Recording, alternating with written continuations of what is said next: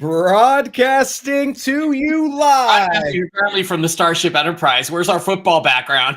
from the Orion spiral arm of the Milky Way galaxy, the solar system, planet Earth, Yes. North America, the United States of America, to undisclosed locations for security and reasons of insecurity. I said that wrong. My name is Brian Engelman. That is Mike Bara. This is Strictly Football, powered by the Unhappy Hour Sports Show and the New American Media. Thank you so much for joining us today, Thursday, December 12th. 2024. Mike, it's almost the end of the year. It's almost Christmas time. I mean, is time moving faster? I know you love space topics. You love esoteric and CERN and aliens. Is time moving faster? It feels like it's moving faster. Doesn't it move faster at the end of the year? It seems like it absolutely seems like it does. And if it seems like it does because time is relative to your perception of it, right? I think that's where we're at. So, by the way, we're possibly going to be joined. We're working on it with by Jim Mitchell, who's going to be giving us his picks, and it's not his picks, but his tips for the week, his betting tips directly. So we're going to actually have Jim on the show. We hope. I did a test stream with him yesterday. I got him in there, but he's not on yet. So we're waiting for him.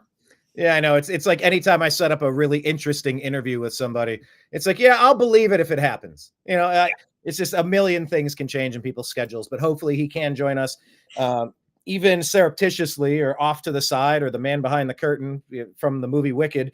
Not that he's wicked or anything, but the man behind the curtain, he's been with us. Even if he hasn't physically been with us on the show, we're taking his betting tips and delivering them. By the way, they are for entertainment purposes only. We don't give financial or betting advice. You know that. Okay. Yes, we do not give betting advice here. No, we're smart enough not or medical advice. Exactly. Right. Exactly. All right, let's jump into the things from last week, and then we will get to what is moving ahead, including maybe we'll just do a quick overview of the playoffs. The college football playoffs have kind of been set now, and hey, I'm loving the 12-team thing. We'll get to that a little bit later, but guys got steamrolled. I know it was a close loss to that team up north, but my God, we got a chance. They get to stay home, that team up north, and we're in the playoffs. And I wouldn't want to play us, especially with the anger we're feeling right now. So anyway, let's talk about some of the games from last week, Mike. This was wild. Yes. This Packers-Lions game came down to the wire, and everyone talking about Dan Campbell going for it. I saw a clip this morning, and it was Dan Campbell on the sidelines. They were ready to kick the field goal. And Jared Goff comes off to the sidelines. And he's like, I wanted to go for it. And coach looks at him. He goes, you want to go for it? He goes, I want to go for it. And he's like, we're going for it. Get out there. And it's like when you're watching it live, you're going, oh, my God, this guy is letting it all ride. It's like, take it easy, pal. This is a gambler. It came up roses on that circumstance. But, my God, how surprised was that decision for you? Did that make sense? He almost threw the game away twice. He's a fucking idiot. Let's be honest about Dan Campbell. He's an idiot. It just killed him in the playoffs last year, and is probably going to keep the Lions out of winning the Super Bowl again this year if he does it. He may get lucky, but he's on a lucky streak right now. This is absolutely foolish. There's two things that have gone wrong in our culture, I think, in the last 5 years. One of them is the legalization of marijuana, and the other is analytics in football. Analytics is the death of common sense, and it's encouraged these guys. Oh, we're going to go for it on fourth down. There was no reason to. They had a 39-yard field goal to win the game, and he risks it all on a 4th and 1 play where they've actually been stuffed once in this game for no reason. Remember the handoff that Goff got? He almost fumbled the handoff away. And he almost trips and falls, which is why you don't run a play. I mean, this is just absolute stupidity. This is not bravado. This is not, oh, I'm confident. Oh, I'm a leader. This is stupidity. He almost screwed his team in much the same, Pete Carroll screwed his team out of a Super Bowl at the 2-yard line by throwing the ball when everybody knows he should have run the ball. And Dan Campbell is going to do the same thing, only out of some sense of machismo instead of common sense. And he's going to screw these poor players out of a big game, because this team, the Lions team, reminds me a lot of the 2013 Seahawks, and that they're the best team, but will they pull it out? And it goes back to, he goes for it on 4th and 1 from his own 30-yard line in a game he's leading by 3. So basically, if you don't make it, it's effectively a turnover, like a fumble or an interception, and that gives the other team a short field, the Packers a short field to come down and score. And what happened? Exactly that. The Lions, based on those coaching decisions, should have lost this game, even though they shouldn't have, because they are better than the Packers. So they shouldn't have been in that position. His coaching put the Packers in a position to win the game. His coaching damn near screwed his own team out of a victory. He's an idiot.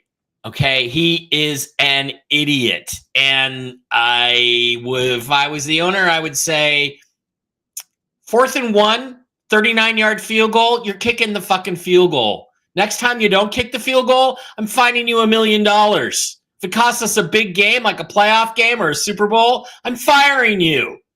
That's what I do. Do I have any passionate feelings about this? I thought it was foolish.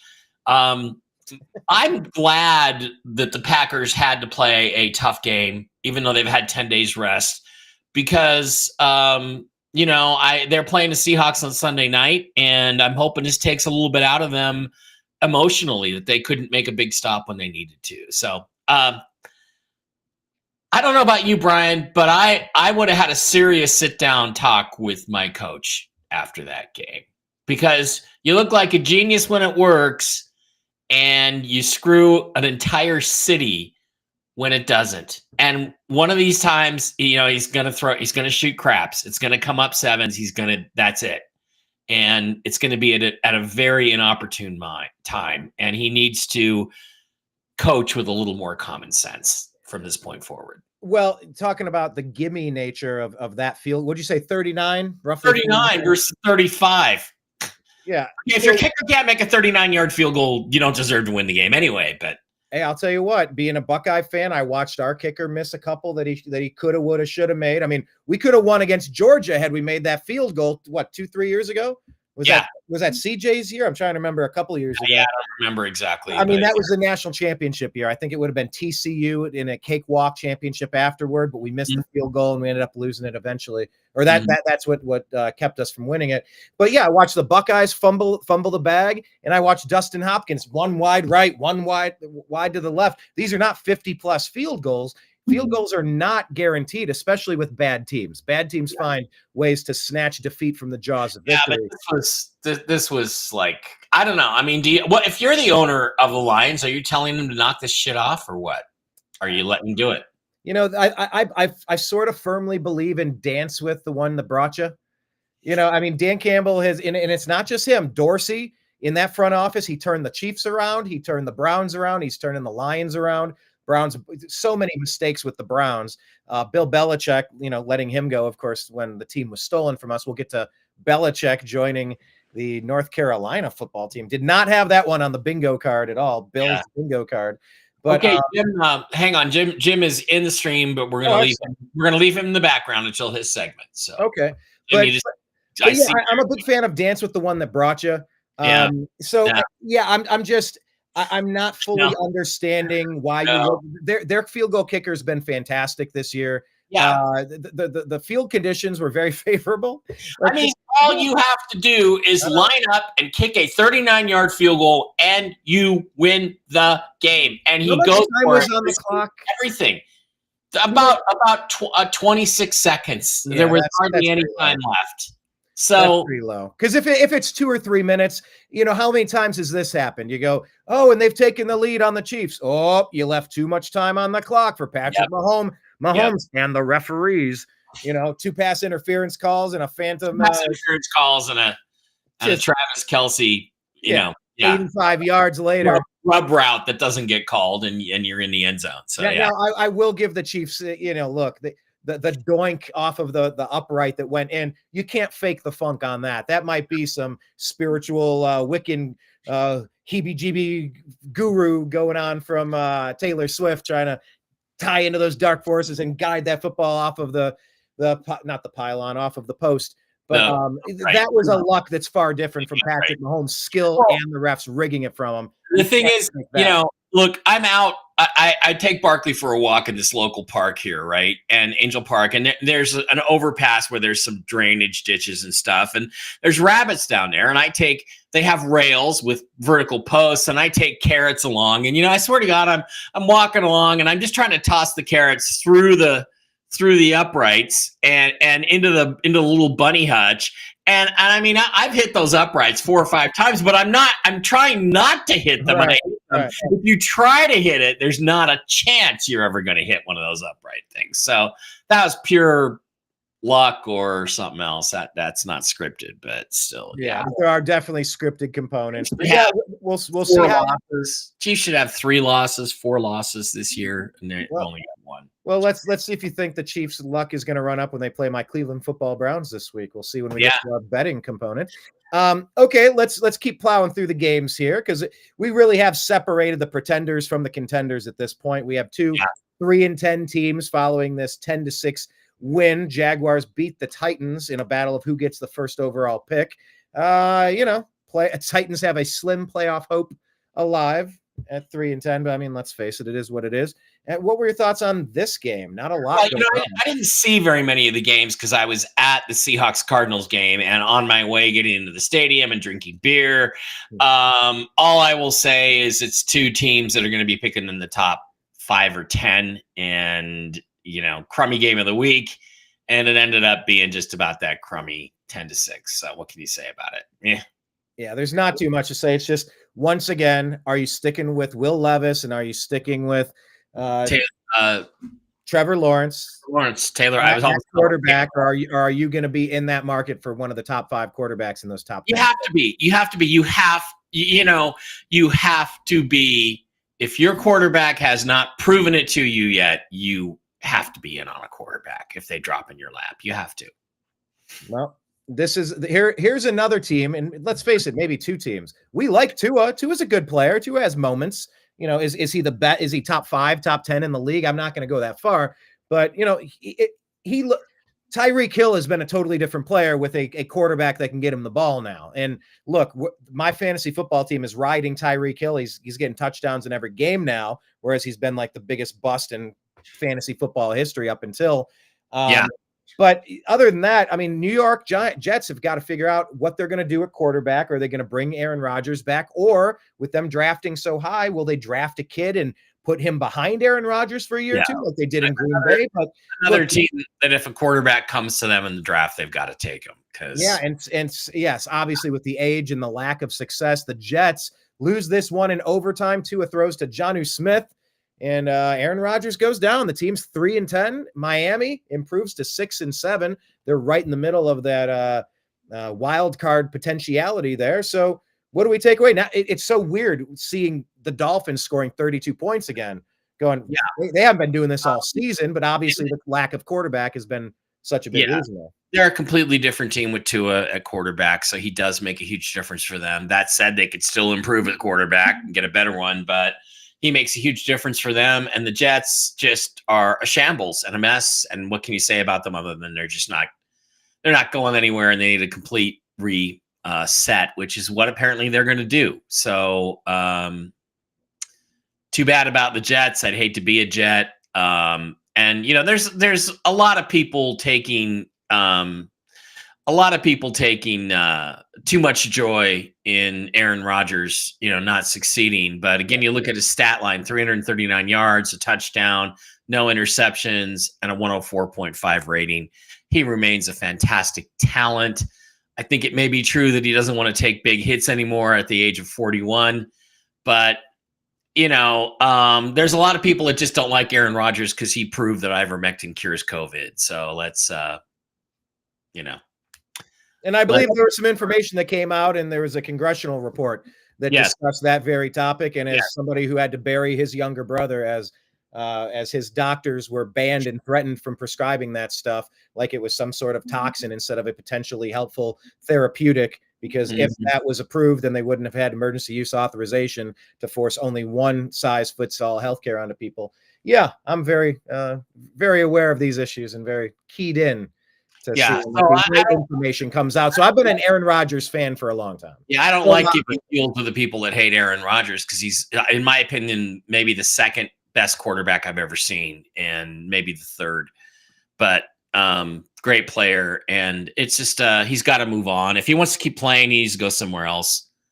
Maybe San Francisco. Maybe he'll go back there. Who knows? Well, What about your Browns? Yeah, I pulled this one up next. I jumped over a couple here because let's talk about another quarterback who doesn't really want to be taking those extra hits. I mean, Russell Wilson, we've seen him toss a lot of plays away. He's doing his slides 8 yards in advance. The dude is not even pretending to you're not going to see him pull a Baker Mayfield, dropping a shoulder and trying to forearm shiver somebody off into the sidelines, perhaps smartly so. But let's see. Eric is saying Goodell is not about football. He's about the image he wants. Which is Mahomes. Yeah. Mahomes. Yeah. Roger Goodell. Look, he makes a lot of money and he's growing the league, but Patrick Mulatto. Oh, Patrick Mahomes. Patrick Mulatto. What? Yeah. Whatever he is.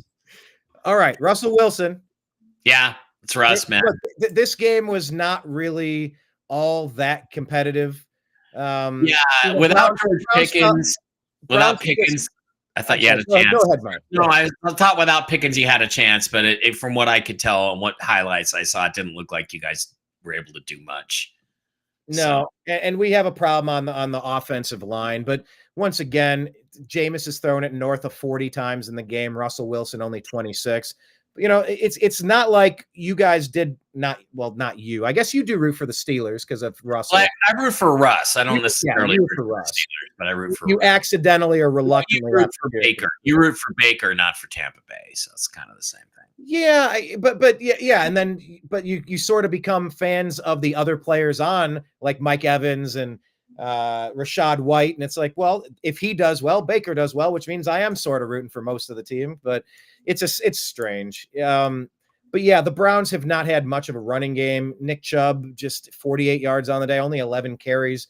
You're asking Jameis, you're asking a lot out of him. Another 2 interceptions on the day, and look, take 2 interceptions that could have led for 14 points. I'm just doing a quick hypothetical here. Add 14 to 14, we win 28 to 27, or take 14 off the board, we win 14 to 13. But it's not that easy. It's not that simple. It's more messy than that. But the Browns were beaten by a better team, and it's sort of stunning to see trying to figure out what's wrong with the Cleveland Browns being a playoff team last year. Not all that much is all that different. It doesn't seem. Yeah, Amari Cooper's gone, but Jerry Jeudy's here, and I don't know. We're in the running for worst pick of the year. I think we're top 8. I think we're losing all the tiebreakers, it seems. So we're the lowest seeded 3-win team when it comes in terms of who gets to pick first. So we're almost by a 4-win team. I don't know how they do the tiebreakers actually, but Browns are looking at every position. There's been chatter. Should they start Dorian Thompson-Robinson, the quarterback from 2 years ago from UCLA? Have we seen enough of Jameis? Play GM of the Browns, Mike. What would you do? We're trying to be entertaining. Jameis is entertaining. But he's turnover prone, but the team isn't showing you much. Do you want to see another rookie? Stick with Jameis. You got a couple games to wrap up this season. What are you rooting for? Well, I would stick with Jameis in terms of the rest of the season, but when the season's over, I would break the bank and try to get up to the number 1 pick and take Shitter Sanders. That's what I would do. If I was Cleveland, I mean, just get a new quarterback and go from there. Because look at the teams that took the quarterbacks. Drake May, New England, the Bears with Caleb Williams, the Redskins with Jaden Daniels. They all have futures. They have hope. And Cleveland's been a factory of sadness for far too long. They need some hope. Factory of sadness, indeed. And they're looking to build this whole new franchise, this whole new facility in Brook Park now. Oh, yeah, you need to get some excitement in there if you're going to build a new stadium. Absolutely. Yeah, a couple of years down the road. I wouldn't mind if we got to do a bridge quarterback, let somebody sit behind a veteran, let them learn. But anyway, unfortunately, I wish we were fighting for playoff seeding. That's just not the case this year. And look, we could be a Bengals fan. We'll get to them in a second, but they're leading the league in passing. They're leading the league in receptions, and they got a terrible record.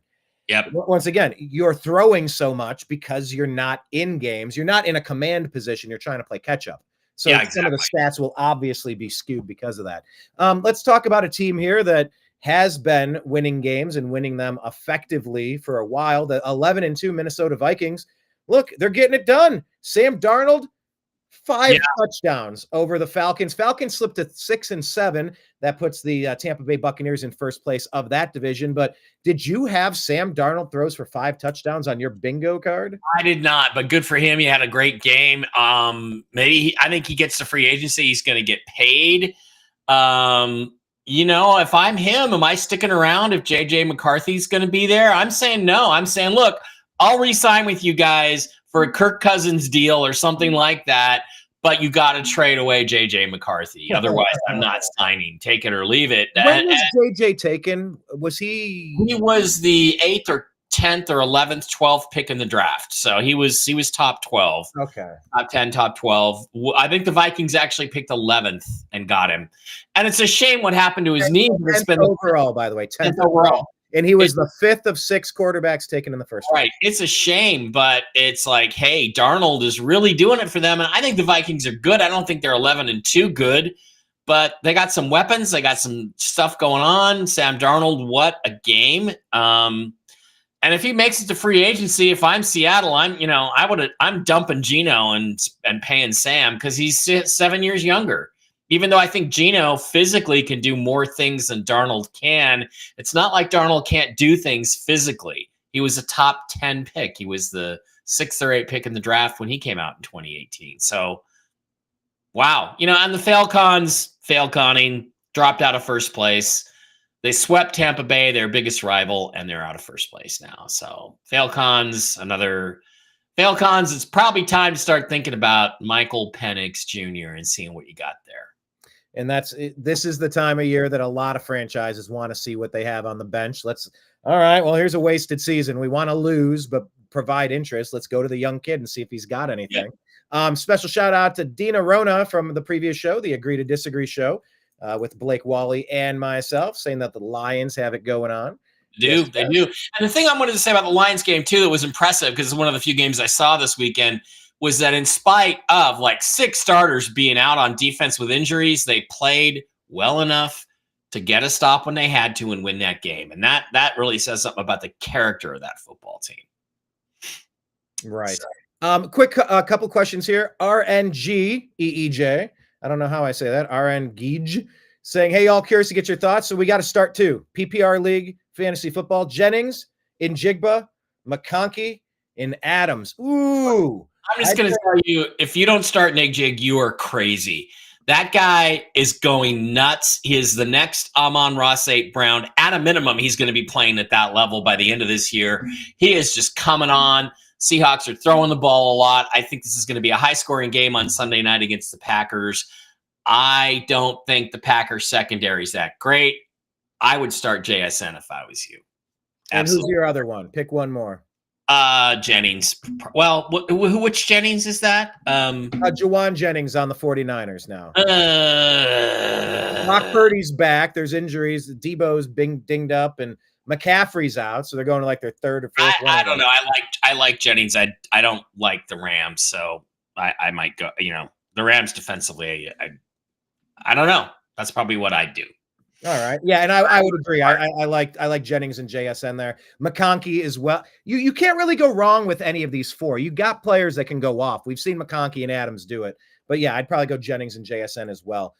Here's another question real quick, and then because we're going to kind of just briefly touch on the college football playoffs toward the end here. But Eric was just asking, and while he's here, let's engage him. He says, do you guys think college football is hurting or helping the NFL with the style of offense that they're running these days? He's curious to know. What say you? Well, don't you think? I think helping with the tight ends and the wide receivers and really hurting with the offensive linemen, because the offensive linemen just suck these days. And so helping on the one hand, wide receivers and tight ends are coming out, and even quarterbacks are coming out better than they ever have. But man, the offensive line quality of the offensive lineman coming out of the draft is just below. It sucks. It's not good. And that is unfortunate, because the Cleveland Browns, I mean, we have players aging out of their contracts. underperforming first-round picks like Jed Wills, who's not going to be back at left tackle. That much has been obvious. He's made a business decision to sit out a game, and that was the worst comment you could have made. Maybe taken out of context. I'll cut him some slack, but his play has sucked. And we could have had Tristan Wirfs and a couple of really badass Pro Bowl tackles, and we whiffed. We picked the wrong guy who has not panned out. So the Browns need to be fishing in that offensive tackle pool. And I don't know, the style of play. I think there's a lot of cyclical nature to sports. And I know college has always been run pass option, kind of the pistol offense. It's kind of been gimmicky, but football is still football. The same thing you can play on the blacktop in 7th grade. It's various versions of that. You just have to have smart players with IQs and football acumen. I think it translates. I do not want the NFL to become college football where you just line up in the shotgun on every down and every game is 48-43. That sucks. It's totally imbalanced, and I don't want to watch that. Fair enough. Well, here's a game from last week that was not 48-43. This was a 14-11. That's almost like, I think I saw somewhere this was the only time in NFL history that a game ended 14-11. Was that a real stat? You stink bomb teams. It probably was. Yeah, it wasn't what do they call it? A scoregami, but it was. It's only happened a couple times.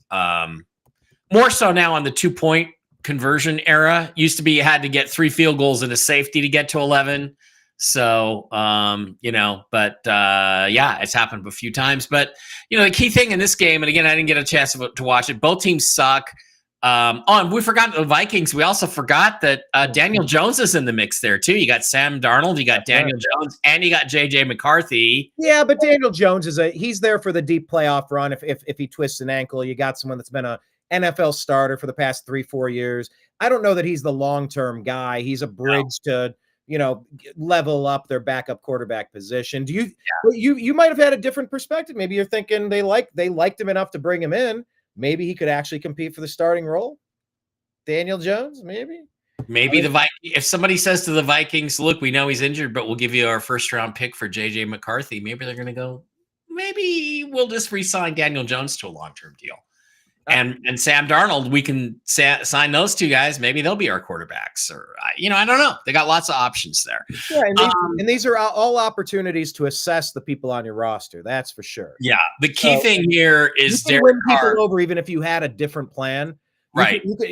I've been with you for 4 months now, and you know what? Honestly, I've changed my mind. You've shown me enough, and I think you've earned the right for blah blah blah. I'll sign you to a contract and make it work. We've seen it happen, all the time. So.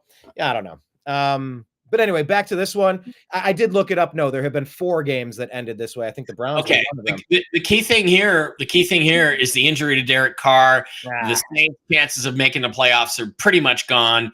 But we get a chance to see my guy that I really liked. Maybe it looks like they're probably going to start Spencer Rattler the last 3 or 4 games. Let's do that. Let's see what happens with that. I'm excited because I think he's really got a great future. So that's what I'm interested in. And those New York Football Giants, Mike, those are, in the rarefied air of 2-win teams. Yeah, so they got rid of Daniel Jones, and they might be having Shadur Sanders on the brain, the bright lights of New York City. Maybe that's that's where Eli went. He picked and chose where he went to play. Dion is going to do the same thing. He's going to pick and choose where his son goes and plays. They're in the running for one of those top quarterback picks for sure. Desperately needed there. This is one that I thought the Panthers could have pulled this out. Panthers Eagles here. Switching gears. Again, didn't see it. I think the story here is the continued development of Bryce Young. I forget. I think I looked up Bryce's stats. Can you roll up a little bit and look at the box score real quick? And by the way, just to say this was Philly putting 8 points on the board to come back. They were trailing by 2, and then they went up with 8. Like the Panthers could have won this game. Here's the box score. Played solid, and Young ended up with a kind of a mediocre day, less than 200 yards, 1 touchdown, 1 interception. But the thing is, that's important about Bryce Young is he no longer looks like a complete bust, and that's deer in headlights. That's really important. So yeah. When a player is deer in headlights, there's not much you can do with that, and that's a function of a dysfunctional team, dysfunctional strategy. Like when you're well coached, it's you just react because you know what you're doing. You've had the reps. And a rookie can get enough reps to be comfortable. I don't care particularly about a first-year player. It's just the reps. But really, it's paralysis through analysis if you're unsure of what to be doing. And he looked a bit like a deer in headlights, and now he's kind of settled into maybe that game or two away really did him some good. And sometimes that happens. But look, the Eagles are advancing, solidifying their chances for another Super Bowl in recent memory, improving to 11-2 on the season. And, Saquon Barkley, 124 yards on the ground. But look, you have some of the receivers on the Eagles. They're yapping. They're complaining. They're griping that they're not getting the ball enough. I mean, 4 targets, 6 targets. That's not a lot of targets to go around for A.J. Brown, Devontae Smith. And they're starting to chirp. They're starting to talk about it. Like their lack of personal statistical prowess, it's getting to them. So I don't know what we do with that. Do you think that could be an issue moving forward, trying to change the game plan away from Barkley that's working into something different to appease some diva receivers and mess up the chemistry of your team? Or you're for the course winning? You're 11-2. Shut up and catch the ball when they throw it to you. That's all. That's what the coach should be saying. Shut up, catch the ball when he throws it to you. Yeah, shut up and dribble, as was said to LeBron James at one point. I think Laura Ingraham said that. Okay, let's go to this one. The ball was being thrown around in Tampa. Buccaneers get the win and improve to 7-6, take first place in their division. Las Vegas Raiders drop this one. It's 28-13, by the way. Vegas drops to 2-11 on the season. Once again, just to remind you, Tom Brady has now joined the ownership group of the Las Vegas Raiders. And with the Raiders having the distinction of being one of the few 2-win teams, they are in the running for Tom Brady to help advise the ownership group of the person they should select to become the new face of their franchise moving forward. You have thoughts on this game, Mike? Not a lot. I didn't see it. Tampa Bay was expected to win. They won. They're better than the Raiders. Baker got them through. And what else can you ask for that? For the net, he needs to throw fewer interceptions, but they still won by 2 touchdowns. Good for them. Agreed. Yeah, Mike Evans only targeted 5 times. We had a good rushing day out of Rachaad White with another touchdown, and Jalen McMillan with 2 touchdowns as well. Keep your eyes peeled on him in fantasy leagues. We're in fantasy football playoff time now, so everything is on the table, and every game is crucial. Yeah, and in terms of injuries, Blake, 44-91, stay away from Ken Walker. He didn't practice again today. I don't think he's going to go. I think the Seahawks are going to get full of themselves and think that they can run on the Packers the way they ran on the Cardinals, which they won't be able to. So I think Kenneth Walker sits out. That's tough. And that's tough for me because I'm fortunate enough to be leading in 2 of my fantasy football leagues, both dynasty leagues. And I have Kenneth Walker, but I was smart enough to draft Charbonnet as well. So when you have the handcuff or like the backup, like you can kind of plug and play whoever Seattle wants to put in there. And Seattle for the past 30 years, 40 years, awesome running backs. Just a lot of good running backs. Great running backs over the past 40 years. All the way back to Chris Warren in 1995, Sean Alexander, Marshawn Lynch. We even had a guy named Thomas Rawls who for a year and a half was spectacular before he tore his knee up. And then right on to guys like Ken Walker and Charbonnet had a great game this last week. Yeah, so. Cheers. Give a cheers of Chardonnay for Charbonnet. Chardonnay for 2 Charbonnet. touchdowns and that, Charbonnet for every day. So there you are. Look, 2 touchdowns for Charbonnet. Take care of the Cardinals. That's a good win, and you're in first place in your division. You said you were at this game.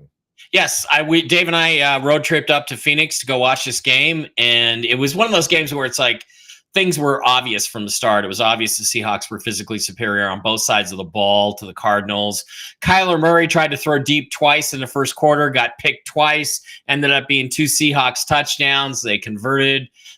Geno was up and down as he is. He was a little inconsistent, but then he'll make a terrible throw and then he'll make a really good throw, but he didn't make any catastrophic mistakes. He got what I thought was a pretty darned unfair intentional grounding penalty. But again, the dominance of the Seahawks offensive line, their offensive line has been highly criticized. It's been terrible, yet they were able to actually put up some really good numbers on the ground. Charbonnet, I think, had 134 yards. And 2 touchdowns. Look, guys, I'm going to tell you, he's average. His acceleration is below average. His top speed is fine. It's NFL, but his acceleration is below average. And so what they were doing was actually opening up holes that were big enough for him to get 7 yards upfield and hit that top gear. And in one situation, he ran away from the rest of the defense. So that really helped. And they also, the people are saying they've gone to more of a zone blocking scheme in Seattle. I don't know enough about football to really argue that, but there's definitely a difference in the way they're blocking,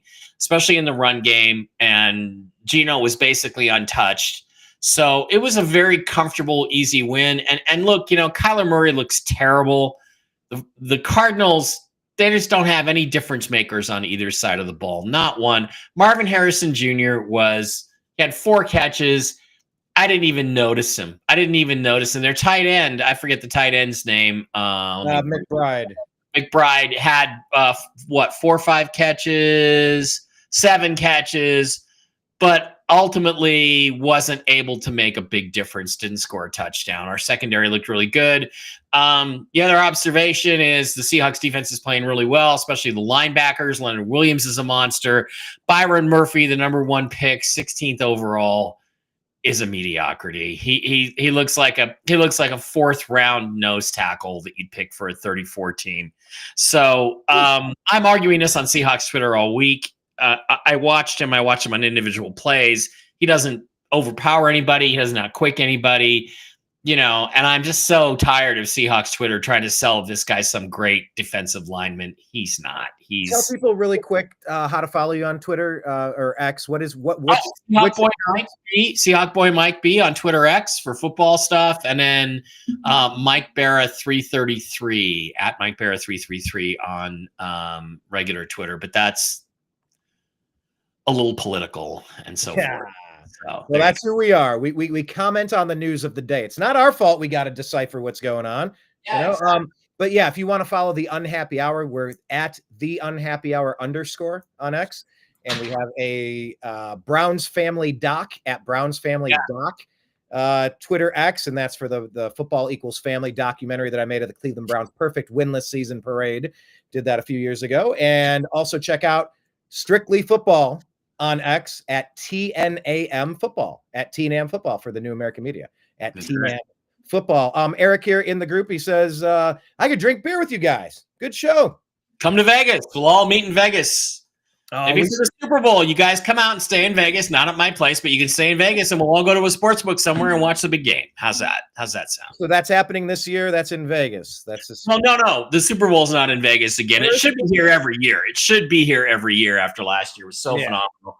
But we can go to a sports book and kick back and drink beer and watch the Super Bowl.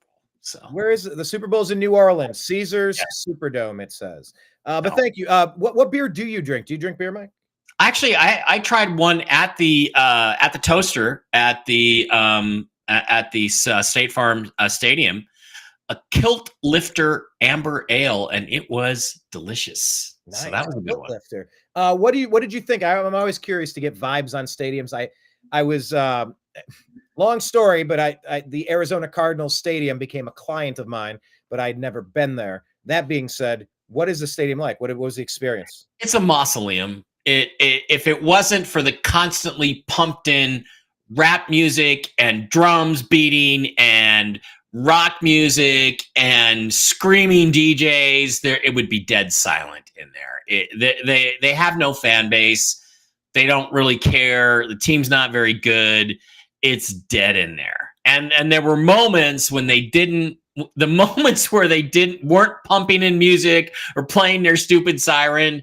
It was like, you could just talk. You felt like you could yell all the way across the stadium to somebody. Hey, you over there in the green Seahawks jersey, you look great, man. Like during the COVID times, like you watch those highlights of the Browns beating the Steelers and retiring. It's a nice enough stadium. They opened the roof, which I appreciated because it was about 67 degrees.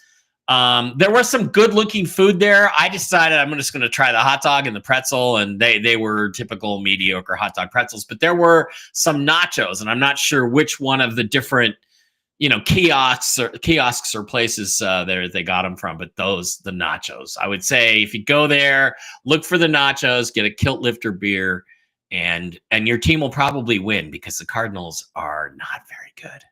And you're happy to say that since they're a division rival. Blake here is asking, start Kenneth Walker, Garrett Wilson, or Juwan Jennings at full flex PPR. Obviously, Kenneth Walker's out, so it's Wilson or Jennings. He's not out yet, but my bet is he's going to be out. And even if he is in, he's going to be less than. He's going to be less than 100%. Yeah, and they're going to get 100% is not the best in the league either. After last week, I think they let him sit another week. If I know my Seahawks and I know Mike McDonald, which I don't know him very well, and I think Kenny McIntosh and Zach Charbonnet get almost all the carries. Yeah, probably. So we're going to go with Juwan Jennings there as well. Garrett Wilson is a supreme talent, but it's not clicking yet. And you guys not anything on the board. Yeah, they're not delivering. So yeah. Right. Okay. Let's move off of this game. By the way, how do you feel about your chances now with the Seahawks, with your division chances as things are getting closer to sitting out? We're in the lead as it stands now. We have to beat the Rams the last week of the season in LA, which is another game I may go to win the division and, allow me to cash my ticket in up there. That's on my wall. But I think that's very doable. We should have beat the Rams up here the first time. I don't think the Rams are that good. So root for the 49ers tonight. That would give us basically a 2-game cushion and it's over. So, okay, well, there you go. I miss talking about division. The Browns had to be a wild card team last year. And I don't think we've won our division since 1989. Yeah, that's just astonishing to think. That is so many years. But let's talk about something that you didn't see maybe ever. I think they said Josh Allen set a new record for most fantasy football points ever from a quarterback. He had 3 touchdowns passing and 3 touchdowns rushing. But it wasn't enough to take out the Rams. I told you the Rams. I called the Rams. I felt this coming. The Rams are peaking at the right point. Their injuries are behind him. Hell of a game. These are some very talented teams. Amongst the top 10 in all of football, both of them. Coaching matters, resiliency matters. These teams both have it, but what a slugfest, Mike. Yeah, well, when you're 10-2, you're bound to have an off game. The Bills, unfortunately decided to have it out on the West Coast against a team I wish they would have beaten the Rams to make the Seahawks job easier. But, again, Rams got way ahead. Bills made a furious comeback, almost pulled it off. There's some controversy, I guess, about the last couple of plays there on the last drive for the Bills that they should have gone for 2 or something. I don't know, but I didn't really see the game. But, it's like the Rams are one of these teams that just has these flash games where they play way over their heads and they hit every hole at full speed and slam in and drive 5 yards and never let their legs stop. And, next week they'll probably come out, tonight though. Let's hope they suck. That is possible. But for me in my fantasy league, the one league I've never won, I'm in co-ownership mode with my buddy Clint. And we got Kyren Williams at running back. And he's coming on just like Tyreek Hill at the right time. Maybe not the 2 best teams, but a 6-7 team and a 7-6 team. We're riding Tyreek Hill and Kyren Williams. He had 2 touchdowns on the day here for the Rams. Interesting quote here as New Jersey continues to be bombarded with UAPs or UFOs. Josh Allen is an alien, says Rams coach Sean McVay. So there you go. Maybe he's from that Iranian mothership that are dumping drones onto the East Coast, Mike. Do you think Josh Allen is an East Coast alien? He is physically quite unique, but he also has a tendency to make this stupid interception so we'll see how it all goes in the playoffs, but I'd vote for him for MVP right now. So there you go. It's hard to argue otherwise. There's a lot of greatness happening in you can argue Saquon. So yeah. Yeah. And it's, you look at the Lions doing so well, but it's like, who's their, they have a 2-headed running back crew. Goff is doing great. Yeah. They have 3 good receivers and you go, well, who gets, and a great tight end. You're going, I don't know that one person is carrying more weight than the others, but you see Josh Allen setting that. You don't accidentally set an all-time quarterback record in fantasy football points. My point exactly. I always hear as an example criticism of Russell Wilson. Oh, well, he may have, all those touchdown passes. Well, yeah, but he had the Legion of Boom. and Marshawn Lynch. And I'm like, how many? Russell Wilson has 373 career touchdown passes. How many of those passes did the Legion of Boom or Marshawn Lynch throw? The answer is 0. So Josh Allen produces. He gets it done when he has to. He gets it done. Right. Well, this is a game here. It kind of could have been a huge pivot point. Look, the 49ers, they have not been at their best. They've been injured. No. It's been an up. Look, the Browns went through this. We had 5 different starting quarterbacks last season. Yeah. Still made the playoffs inexplicably. But when you're hit with the injury bugs and it's just nothing is going right, McCaffrey now goes down. But look, the 49ers are well coached. They have a tradition and they got a system in place, and it's plug and play. Next man up. And look, they got to win here. Obviously, the Bears are not the best in the league, but the Bears had been performing better as of late. If the Bears win, they're a 5-8 team. If the Niners lose, they're a 5-8 team. I mean, look, that was essentially the same team playing each other. But look, that's why the Bears drift to becoming 4-win team. The Niners ascend to a 6-win team. What can we say about this game? I can't say much about it except we all knew the Bears weren't very good, and they showed that on Sunday. So there you go. I don't think this game means anything to either team, to be honest with you. And I guess maybe the Niners have an outside chance at some playoff action. No, not really. I know. Well, when you're sitting 500, you theoretically have a chance if all the breaks go your way. Well, but I want all you Niners fans and the 49ers players to get really enthusiastic about tonight, because it's win or you're out tonight. So go beat the Rams, please. There you have it. Well, look, how about the Chiefs? They went out and took care of the Chargers. I thought this one could have been an upset for sure. 9th straight AFC West title. My God, that's getting sickening. 9 in a row titles for the division leader. Like I said, the Browns haven't sniffed a division title since Bernie Kosar in the 80s. So it's, look, when the ball doinks in good off the post, you're just lucky. That's all there is. They got lucky again. They should have 3 losses, but they won. They're the division champions. I watched a little bit of this game on the drive back from Phoenix to Vegas, 4.5-hour drive. I watched it on my phone, which I'm not supposed to be doing, police officers, but you didn't catch me. So, and it was just it was kind of a by the numbers game. Chargers are getting better, but they're not really that great yet. And Chiefs won at home on a doink. They won on a doink. What can you say? Yeah, and DeAndre Hopkins with another touchdown. I mean, that's proven to be a very wise pickup. Let's flip the script on wise pickups. The Cleveland Browns picked up former Chiefs wide receiver Kadarius Toney, who quickly muffed a punt and got called for a taunting penalty and then got cut. So the Kadarius Toney experiment is over, I believe, in Cleveland. All right, let's bounce to how many more games left? One more game? Yeah, final game from last week, and then we'll get to the picks. Dallas Cowboys slipped to 5-8 on the year, matching the Bengals record as they improved to 5-8 on the year, 27-20. They get it done. This botched block punt. That play, it reminded me of Leon Lett. Cowboys, Leon Lett in the snow. It's blocked. All you got to do is stay away, and they let the ball touch them, and it's a turnover, and it costs them. Basically lose this game on a play that stupid. And I did see this play. I did see this game because it was Monday. To lose on a play that's that stupid, that's on the coaches. Your players need to be coached. And look, I mean, there's a certain type of player that makes this mistake. They make stupid mistakes like this. You never saw Bill Belichick's teams making mistakes like this. It should not have happened. Your team is supposed to understand the rules. You're supposed to know that if a punt is blocked, you get away from the ball, because if it touches you, it's a new possession. And to make such a fundamentally stupid mistake at a crucial time in the game costs them the game.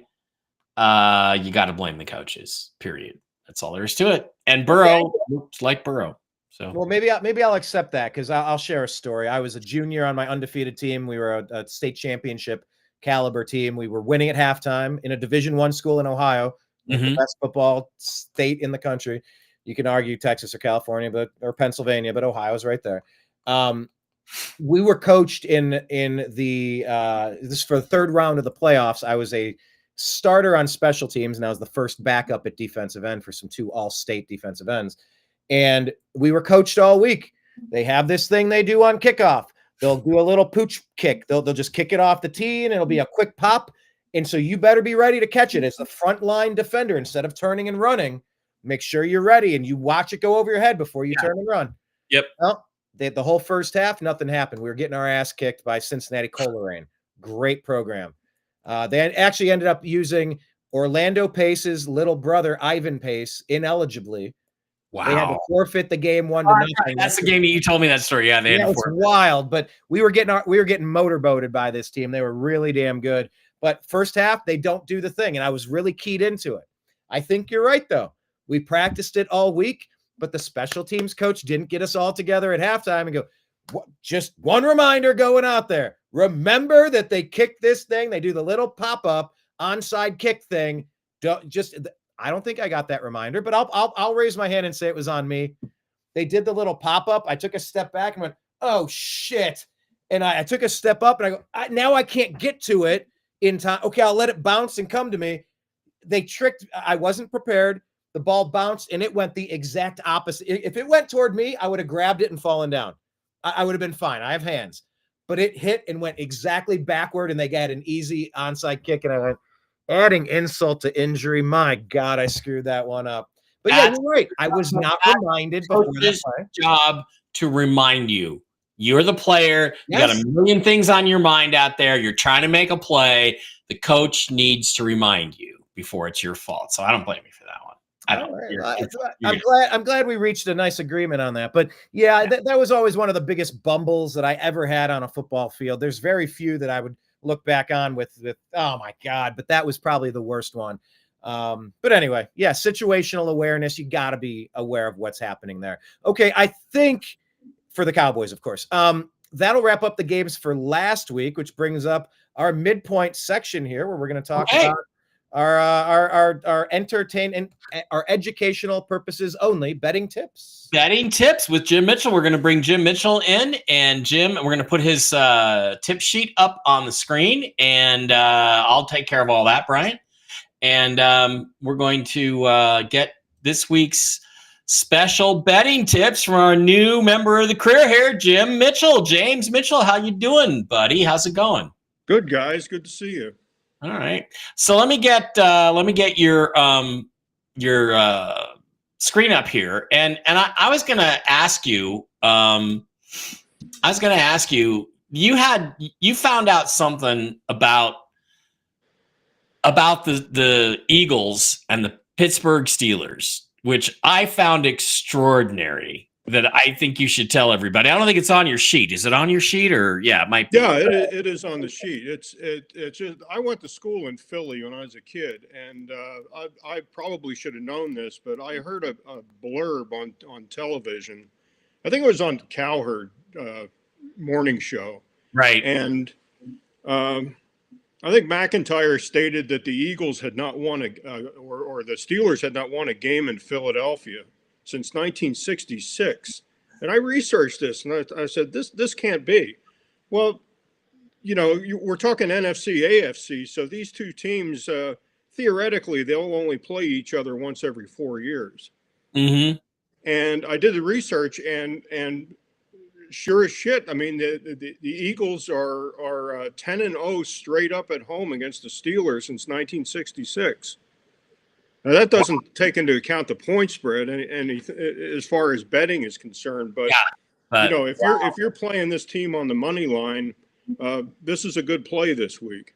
All right. Let me talk about 66 real quick, because I'm like, that is such a long amount of time, and I believe it was 1964 was the last Cleveland Browns NFL championship.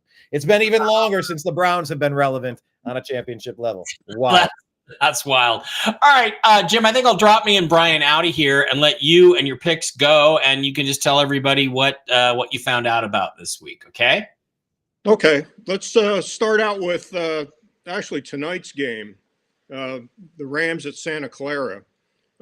This number bounced around a little bit.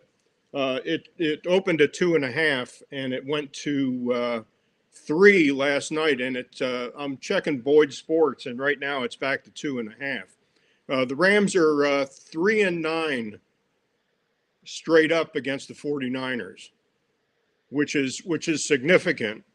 And I will be making a play on this game tonight.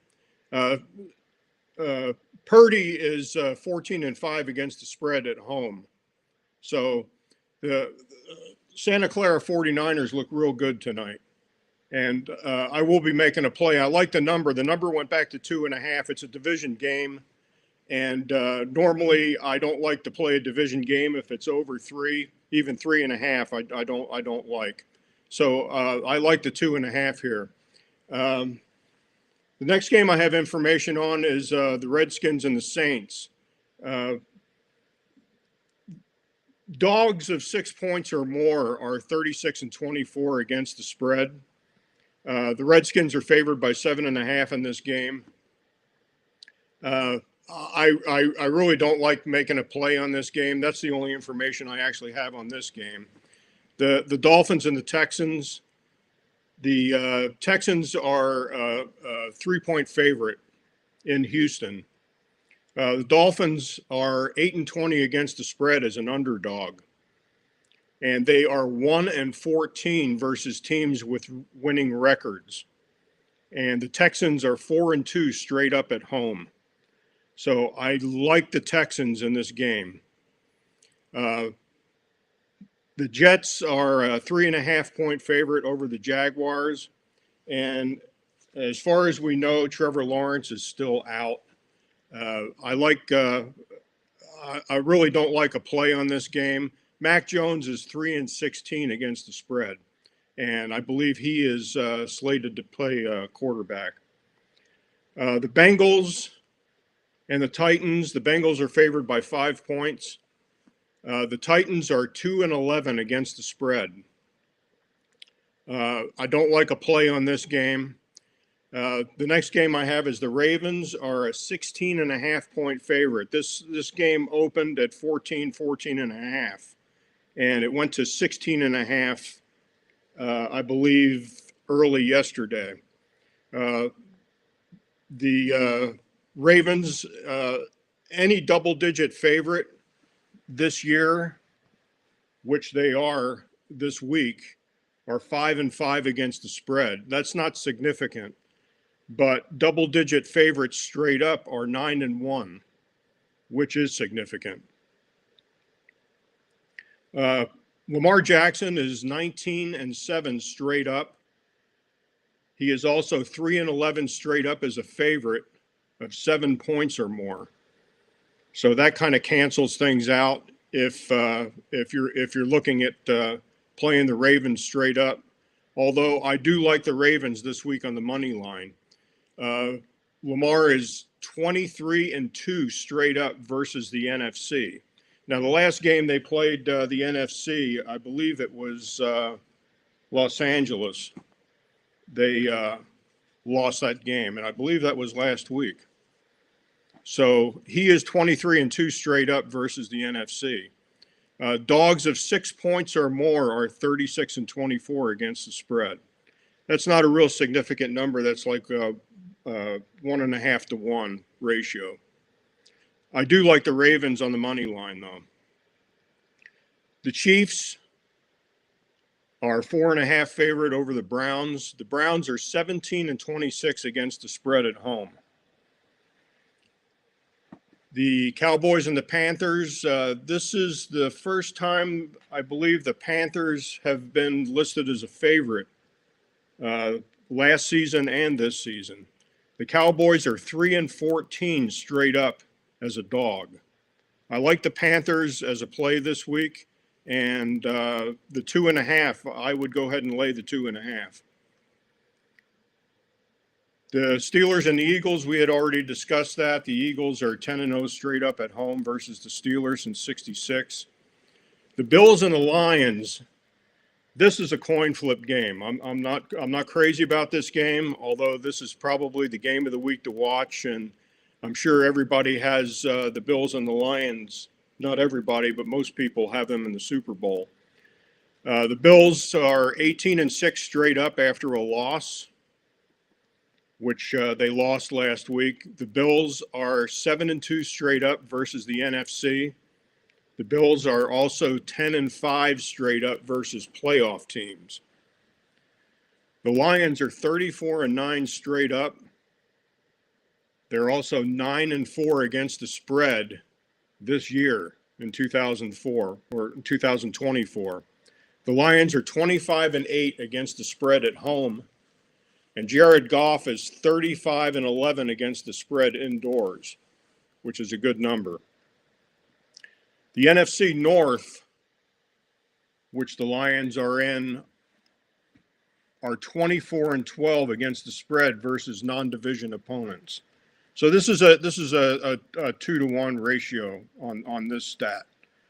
And again, I'm not interested in betting this game at all. It's a definite watch game though.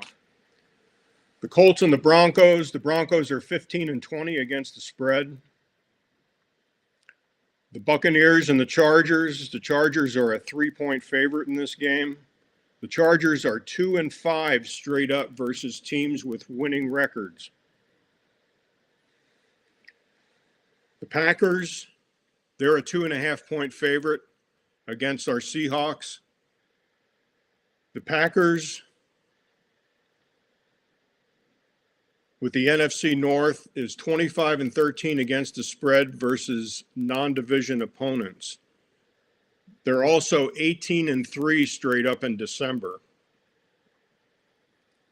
And the significant stat in this game is that teams that have played the Lions this year previously, which the Packers played the Lions last week, teams that play the Lions are 2-7 straight up, and they're 0-9 against the spread the week after. The only counteract to this game, as far as the Seahawks are concerned, is that stat with Geno Smith. Geno Smith is 4-10 against the spread at home. I like the Seahawks in this game. I would make a play on the Seahawks. The Bear-Viking game, the Vikings are a 7-point favorite. The Bears are 18-28 straight up. They're 3-21 straight up on the road. Teams that play the Santa Clara 49ers, which they did last week, are 14-29 straight up the week after. Dogs of 6 points or more, which the Bears are 36-24 against the spread. Well, this isn't a real significant number, but I do like the Vikings on the money line, and I'll be making a play on the Vikings just to win the game straight out. I don't like laying 7 points in a division game, which this is. And the last game that I have is the Falcons are a 3.5-point favorite at Las Vegas. All the stats I have in this game is that the Falcons are 6-17 straight up on the road. Kirk Cousins is 5-13 straight up Sunday, Monday, and Thursday night, all night games. And Kirk Cousins is 3-14 straight up indoors. And that goes back to his time playing with the Vikings also. So those are the stats this week. And the plays that I like tonight's game, playing Santa Clara -2.5. I like the Ravens on the money line, and I also like the Vikings on the money line. And I'll be including them in a 5-team parlay this week. That's pretty much all I have as far as stats goes, guys. All right, another 5-team parlay for Jim. Almost got it last week, came close. No play for Detroit and Minus 2. Jim, quickly, can you explain, and I'm not going to pretend, can you explain for the people out there that don't understand what a half point means? I got the Packers minus 2.5 against the Seahawks. That means they're giving the Seahawks 2.5 points. Does that mean the Packers have to win by 3 for you to collect on the Packers? Is that what that means? That's correct. That's correct. If you have the Packers on either a straight up bet or a parlay, in order to get that parlay to come in, they would have to win the game by 3. Okay. And most games now, when I first started betting football in the late 70s, there were half points, but they seem to be more prevalent now. So the half point is for a parlay bet primarily. It's not if you no, just it would apply to a straight up bet also. So if you wanted to take well, it prevents Seattle the tie. if you're taking Seattle on a straight up bet, just Seattle and the Packers, you right. have to right. Seattle could lose by 2 points. Okay. Which means they would get that half point. So 16 to 14, I collect. Yeah, if I bet the Seahawks. Yeah, if you make a straight bet, which is a one-team bet, you're getting 11 to 10 on your money. So you have to lay $11 to win 10. Whereas on a 3-team parlay, in most houses, you're getting 6 to 1. Okay. So, interesting. All right, Brian. Any questions or thoughts on Jim's tips this week before we get to our picks? Yeah, well, curious on your betting strategy. First off, we had a question. Are you avoiding the Detroit game? Dylan was asking. And then secondly was just your betting strategy. Do you prefer the 3-team parlays, like as opposed to betting 11 to get 10? Like what strategy do you employ to just kind of play the odds as far as, 3-team parlays? I like the 3-team parlays if the number's good. Mike and I discussed earlier, in a division game, it's bad to give that hook. And when bettors say the hook, what they mean is that half point. Yeah. These teams play each other twice a year. They know each other's tendencies, and I like 3-team parlay bets. If I make a 3-team parlay bet, though, I'll make sure that I have, as my last team on that 3-team parlay, I will have a night game on there. So in other words, I'll be parlaying the Sunday night or the Monday night game, or both if both games are good. That allows me to protect my bet. So if I win my first 2 games, I can come over the top and bet the other side of the Monday night game and protect my money. So if I've got a buck and a half on a 3-team parlay, then I could bet the other side straight up if the number is correct and get my money back. But I would have to lay what they call the vigorish to the house, because I'm only getting 11 to 10 on that one straight bet.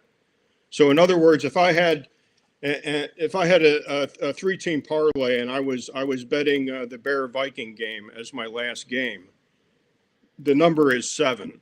So I would turn around and I would take the Bears plus 7 if I had the Vikings on the number.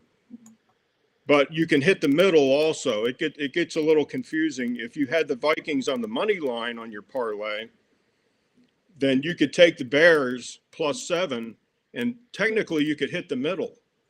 So if the number hit 6 in the game where the Vikings only won by 6, they won the game because they're on the money line. But then again, you also collect on the Bear game, if you follow me. Yeah, so you're able to hedge your bet and make sure your 50 is covered across the board. But right. if you parlay, it's what, 6 to 1? You're going to do well more than that. You just hedge that last one. You give one right, last. Brian.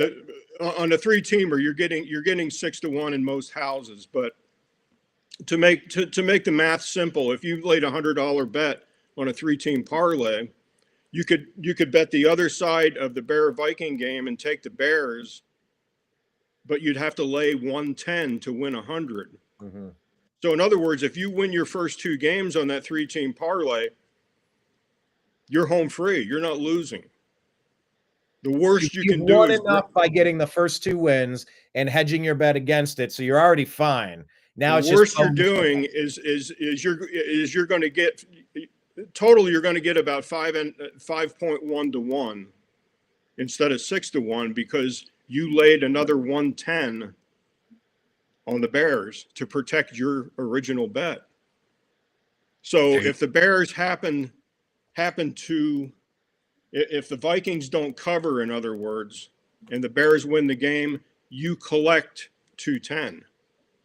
So you have protected your original bet, but ultimately you want to win that 3-team parlay. Oh yeah, absolutely. I had one more question, and then I'm good on the betting questions. I think you're talking about really big underdogs, really big favorites, especially when it's division play. The Buckeyes were favored by, what was it, 20, 21, whatever it ended up settling on against that team up north. And it was a close game, and that team up north snuck it out. They got it done. They got the win. Like, do you bet college or just pros? No, I don't bet college. The pros is enough homework for me. Right. To be honest with you, as far as betting is concerned, I think college is probably a more honest game than the pros. Wow. Without really getting into. But there's richer players in the pros who already have enough money, whereas you have hungry, starving, desperate kids in the college. Not anymore, not with the NIL stuff. So no, that's not. That has changed a little bit for sure. Yeah, but I think only a certain percentage of players in college are actually scarfing in on the NIL. Right. But maybe we can have Reggie Bush on to talk about that. Anyway, yeah. Yeah, college, I think, is a lot more honest game, but there are so many teams, it's a lot more homework. And it all depends on how much time you want to put into it. Right. Okay. All right, Jim Mitchell, your first appearance. Thanks very much. Jim, next year we'll have to get you in on the picking thing. We'll have to bring you in for not only your betting tips, but your picking. Next year we'll have a 3-way competition for the crown. And the winner, by the way, which is going to be me this year, gets a Burger King crown. That's what you get as the winner of this game picking straight up competition. Jim, we got to get to that. I will see you and your lovely wife, Regina, in a little over an hour and a half at the Yard House up there at Red Rocks Casino, where I'm going to be laying down some bets probably before the night is over on Sunday's games. We'll see you for the 49ers game. Go 49ers. Thanks for being here, Jim Mitchell. I'll put you in the background if you want to stick around. 1,700 hours, all right? 1,700 hours. 1,700 hours. Looking like an ex-cop. All right, buddy. Thanks 5 o'clock to me. 5 Thanks a lot. Thanks, Jim. We'll talk to you soon. All right, Brian, let's get on and get the picks going. You want to do yours?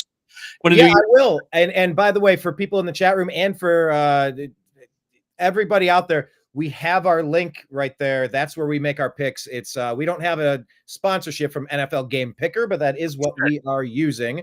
Yeah. So if you want to play along with us, that's where you go to do that. And it's in the folks, just remember, Strictly Football is not only entertaining, it is educational. As you know. We're only educational in parts that are not relevant to actual. The betting tips are for entertainment purposes. All right. Hit it, buddy. Let's go. Let's do it. Last week, I did good. Well, I did better. I did okay. Let me show you what I did last week in week 14. Of course, it wants you to log in again. Last week, 14, it was pulled up. I was 8-5. It was okay. Good. If I did $100 each, I would have made $300. That's all right. I'm 100 and 108 on the year, but I will make my picks this week, and you'll see why I'm under that. Right there. Okay, here's the games. Los Angeles at San Francisco. It's so weird seeing Los Angeles next to the Rams, but I know. I'm going to go ahead and pick the Rams in this one. I know it's on the road, but I like I said before, I think the Rams are peaking. I'm going to ride that. Baltimore, New York, that's an easy one. Cincinnati, Tennessee, that's an easy one for me, although, Cincy hasn't been gangbusters this year. Dallas, Carolina, yeah, I mean, look, you could make an argument that, look, they almost took out the Eagles, but almost isn't good enough. I still think there's more talent on the Dallas roster, and I expect them to get the win. Here is my upset of the week. I'm definitely going with the Cleveland Football Browns to beat the Kansas City Chiefs. The Chiefs have been ungodly lucky this year, and they've been given so much latitude from referees on top of it. I was at the game this year where the Browns beat the Ravens. That's a game we had no business winning, but of course we did. We also beat the Steelers this year in the Snow Bowl. And last year I went to the Browns game at the 49ers, a team that we were playing PJ Walker at quarterback, and the 49ers looked unbeatable, and we pulled that one off. So I think the Browns do actually have some home magic. This is going to be the upset pick of the week here. Miami at Houston. Wow. I'm going to go with the Dolphins. Like I said, I think peaking at the right time matters.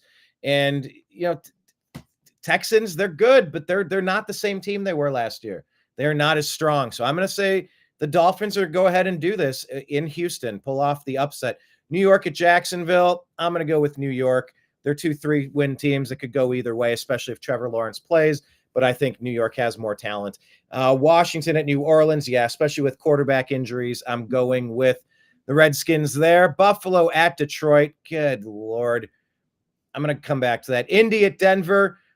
Look, Indianapolis has been way better than I expected this season, but so have the Denver Broncos. I'm going to go with Denver at home to get this win. That's a big ask, taking them out of the cozy confines of their indoor arena, their domed stadium, to Mile High. It's going to be a difference, and I will pick the Broncos to win here. All right, New England and Arizona. New England bouncing back. This stunning news of Bill Belichick going to be the head coach of North Carolina. Weird. What a weird. I guess his dad was a coach there, so there's a reason, but it doesn't seem right. Other than Bill having a midlife crisis, dating 26-year-olds and wants to be on a college campus now, I can only see this ending poorly, but surprise me, Bill. New England at Arizona. I think there's more talent on the Cardinals roster there. I'm going to pick them to win. Pittsburgh at Philly. God, that is a stunning. They haven't won since 1966. The Steelers haven't, playing in the Eagles Stadium. So I'm going to go ahead and pick the Eagles based on that and my growing hatred of the Steelers. It can't get any bigger, but it is. Tampa at Los Angeles. I'm a Baker bro. I think they're going to rise to the occasion here. The Chargers lost a tough one last week, reminding us they're not really an 8-win team, although the record they are who their record says they are. I'm picking the Tampa Bay victory here. Green Bay at Seattle. Yeah, these are somewhat similarly matched teams. Yeah, Green Bay, it took a little bit out of them. That's another one that could be a coin flip. I will go with the Packers. I think they'll have just enough to get it done, but I wouldn't be surprised if Seattle gets this one. Chicago at Minnesota. I can't pull the upset there. Minnesota is 11-2, 5 touchdowns for Darnold last week. They're doing something right. Atlanta, Las Vegas. There, I will pull an upset here. Let's say that 2-win team, they're a little better than 2 wins. That's a big upset. And Buffalo at Detroit. I mean, this is probably another coin flip game. But look, the Lions are a fantastic all-around team, and that's who I'm going to pick in this one. Mike, that was my selection for the week. All right. Good picks, interesting choices on your part. I went 9-4 last week, which means I beat you again. I'm undefeated this season. I had one draw, week 2 with Brian. We both went 8-8, but every other week I've won. So I'm undefeated with Brian Engelman so far. It's probably not gonna be the case next year, but it is kind of the way it is. So you're on a roll, Mike. Let it ride. I am on a roll. That was a fun week, but let's get to week 15 now and see what's going to happen. I'm excited. I think this is really going to be some good games. Tonight's game, Rams 49ers. Rams are a little better. Rams are kind of on a hot streak. Having said that, I'm picking the 49ers. I think they get Bosa back this week. It's a short week. The Rams played a physical team, Buffalo. One of the things Jim forgot to mention is that teams that play Buffalo usually lose the next week too, especially on a short week. I'm going to go with the 49ers to win this game, and not just because it would help the Seahawks immensely win the NFC West, but that is a good enough reason for me. That would give them enough of a cushion that they control their own destiny in the NFC West, which is a shock. Ravens, New York, not touching this one on any kind of bet, but I'm definitely taking the Ravens over the Giants. Giants suck. Cincinnati at Tennessee, again, easy. Joe Burrow showing signs of life. I want to see Will Levis play a really good game and have some big yards, but I think Cincinnati's going to win that game even on the road. I am taking Carolina over York. You went for it. Because Bryce Young keeps playing better. I think he's developing a little bit, and I think at home with their better play, I think they pull this off and beat the Cowboys, who just honestly aren't very good. Kansas City versus Cleveland. I would really like to go with your Cleveland Browns, but I'm not. I'm going to pick the Kansas City Chiefs instead. Oh, that's such a you faked me out on that one. They're just better than Cleveland, and I think they go in there and get that win. Houston, Miami, again, relatively close game. Houston hasn't been that good. I am, however, going to go with the Texans because I think CJ Stroud, Houston at home, I think they win. New York at Jacksonville. This is a tough game, but if Trevor Lawrence was starting, I'd go for Jacksonville. However, he's not. I think Aaron Rodgers is better than Mac Jones. I think the Jets suck it up and get a little pride this week in themselves and in their profession and go out and play a better game and beat the Jacksonville Jaguars. It's a winnable game for them.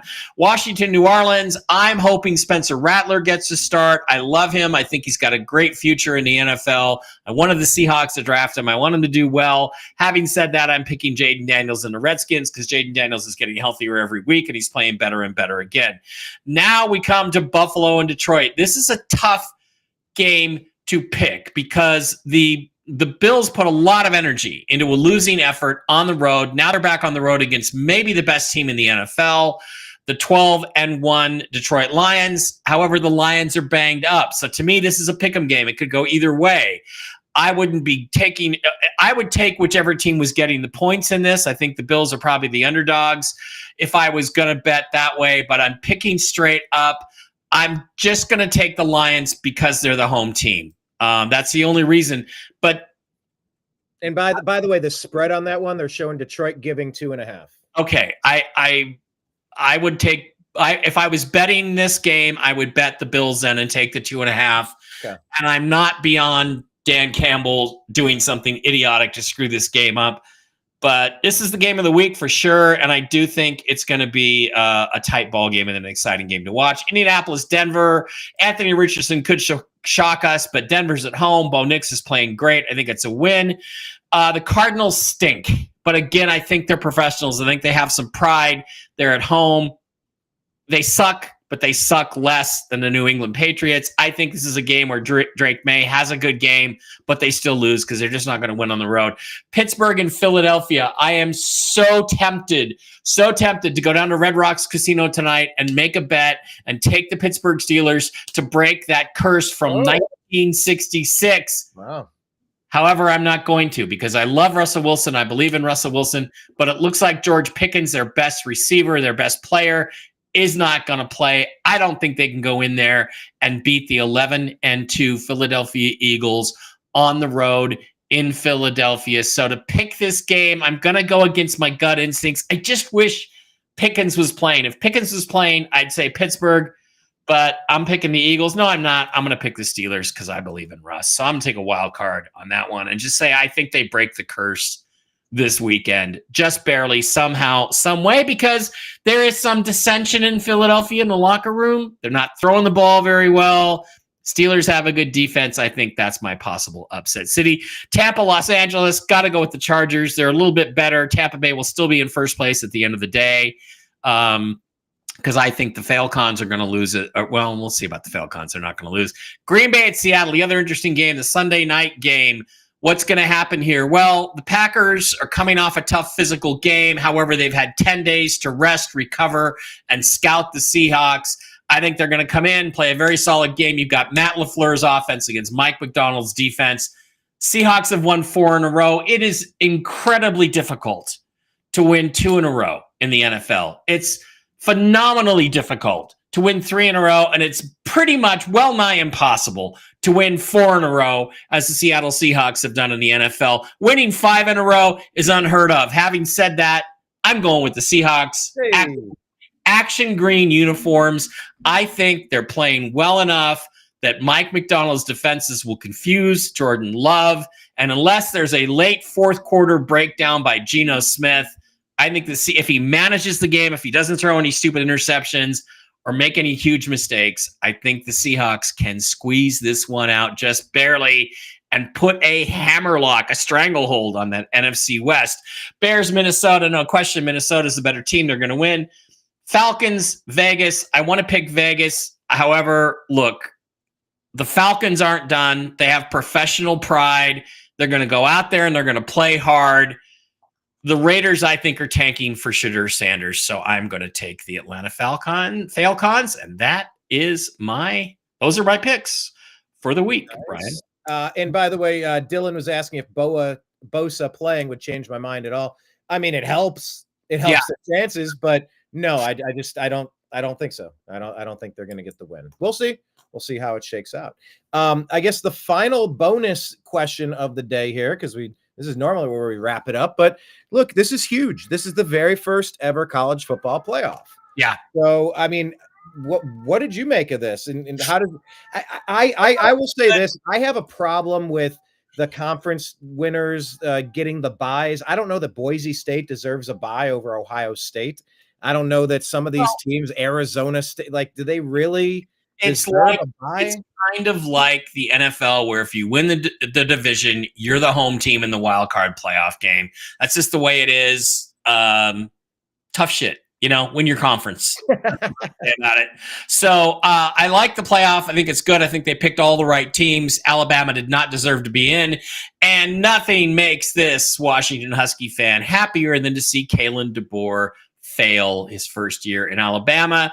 You know what? Alabama is a huge legacy program. So is the University of Washington. There's a lot of pedigree there. You could have stayed there and built something in the Pacific Northwest. Instead, you went for the big money and the big fame. You fell on your face, and you probably aren't even going to be the coach at this time next year. So have a good time coaching in Fresno State, Kalen DeBoer, because that's where your next job is going to be. I don't care how much money you have. This will be fun. And I think I'm trying to think of what would be the dream national championship game. Before you get to the dream national championship, I just want to say I kind of like the fact that how many years have you seen 5, 8, 10 teams that are legitimately about the same quality as the two teams that end up finding a way to go undefeated on a week schedule, or you came out of a power conference, but you didn't really. I love that some of the best teams get a second crack at this. I especially, personally, because my Buckeyes had 2 mistakes on the year, but we also, I mean, look, one of those mistakes was losing to the number 1 team by 1 point. If you get one extra second, you clock it, and maybe you win by 2 on a field goal there. But I love it. In Indiana, do they deserve to be there? Maybe, maybe not. But look, everybody from this point forward, you're going to have to earn it. Even the teams that have a bye, you got to win 2 games to get your championship. So, or no, 3 games. You have to win 3 games to get your title. So there's no super easy path for anybody. No. And I'm a huge fan. I instantly love this format. Me too.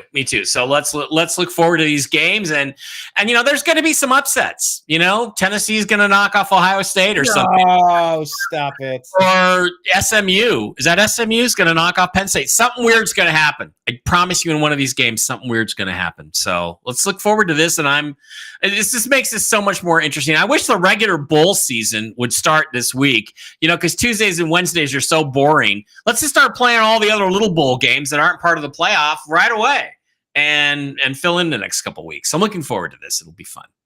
Excellent. Yeah, I'm looking forward to it as well. Your dream lineup. I'm sorry, I scrolled past it. Your dream championship matchup. Mine would be Ohio State. Ooh, I want payback on Georgia. We already beat Indiana and Penn State this year. I want payback on Georgia for, like I said, a couple years ago when we were 1 field goal make away from winning a national championship. And instead we could, we would have played TCU, and we would have steamrolled that team. No offense to them, but I want payback on Georgia. So Buckeyes over Georgia in the finals. That's my dream matchup. What say you? I want Oregon and Georgia, and I want Georgia to stomp Oregon again, because as we like to say in Washington about Oregon, 2,794 uniform combinations, 0 national championships, and I want to keep that streak going. I don't care how it is very catchy. What's that number again? 2,794 uniform combinations and 0 national championships. 0. That's the symbol they make when they lose. So take that, Phil Knight. Take that, Phil Knight. Great weekend of football. Let's have a good time and be back on Thursday to talk about it. Yeah, absolutely. Special thanks to Jim for joining the show. That was fantastic. Mike, follow him on X. He's at seahawkboymikeb. Did I get it right? Boy, Mike B. And I got to go, buddy. I got to go get ready to hit the bar and watch the game tonight with Jim and some other fun people that are coming. So excellent. There he goes. Mike, we'll talk to you soon. Thank you, Jim. To be continued. I will wrap up the show here and just let you know we would appreciate you following us on X. The new show, or the new Twitter X feed, is at TNAM Football. TNAM is for The New American Media. That is the company that I started 13 years ago. So The New American Media on X is at American_media_. The Unhappy Hour _. That's the name of the sports show. That's on X. And TNAM Football on X. Follow us there. And of course, The Unhappy Hour Sports Show. That is the name of the podcast you can download and sign up for on Spotify. Please do so. And get The New American Media on Rumble and YouTube. The New American Media. All of that stuff. The Unhappy Hour, Strictly Football, in The New American Media. Please link up with us. Final comments here. Larry saying, to be honest, I can't believe there's not a professional women's softball league. I'd pay to go watch that over the WNBA. All right. I mean, hey, I'm all for as many leagues as possible. Let's have some fun. But Larry also adds, if Ohio State can't beat that team up north, they sure as hell aren't going to beat Oregon. Hold on now. I'll say that we could have thrown the ball more. We tried to run it too much, and we forgot that we had NFL caliber wide receivers. We got dominated at the line of scrimmage. Okay, but don't forget, we played Oregon already this year. It came down to a 1-point game. And if our quarterback, Will Howard, when he slid down to stop the clock, we were like 1 or 2 seconds away from clocking the ball and getting our field goal up to maybe win that game. Maybe that changes the course of the entire season. Yeah, I know if ifs and nuts were candy and but we didn't. But I don't think there's a single team that the Ohio State Buckeyes are afraid of playing. And I would take my chances playing that team up north 9 more times. And let's see how we do in a best of 10. They got that one win. They were the better team that day. And we got outcoached. I don't think it would happen if we met a second time. And if we got to play Oregon a second time, let's go. I'm here for it. All right. Well, then I will wrap it up for there. Appreciate all of the comments that came in. Appreciate Jim and Mike Bara. So signing out for everybody here at the TNAM Network on behalf of the Unhappy Hour Sports Show and Strictly Football. My name is Brian Engelman. I appreciate you. I love you. We'll talk to you again soon. Go Browns.